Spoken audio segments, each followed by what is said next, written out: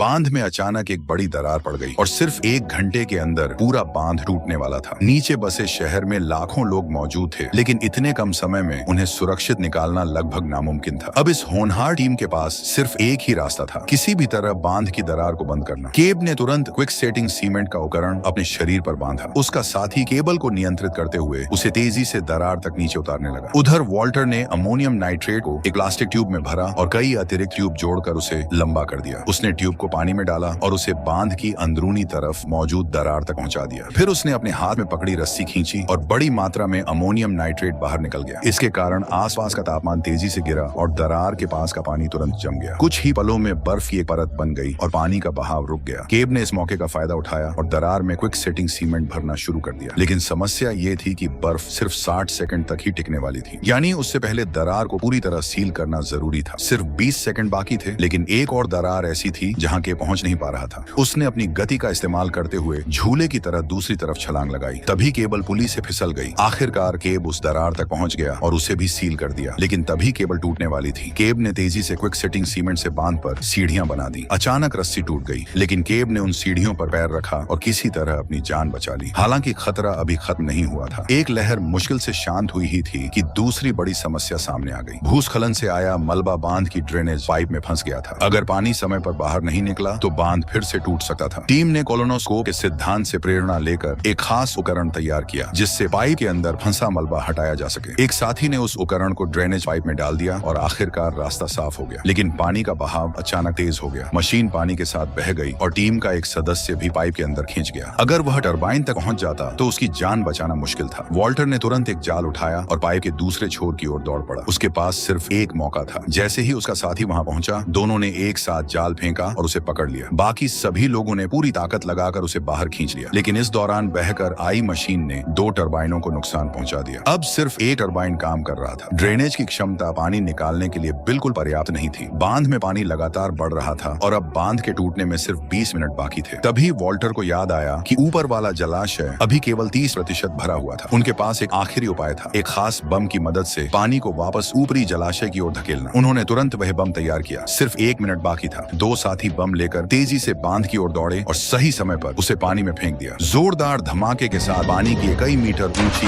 विशाल लहर उठी। उसका दबाव पानी को वापस ऊपरी जलाशय की तरफ धकेलने लगा। धीरे धीरे बांध पर पानी का दबाव कम होने लगा। आखिरकार उनकी योजना काम कर गई। बांध बच गया और नीचे रहने वाले लाखों लोगों पर मंडरा रहा सबसे बड़ा खतरा टल गया।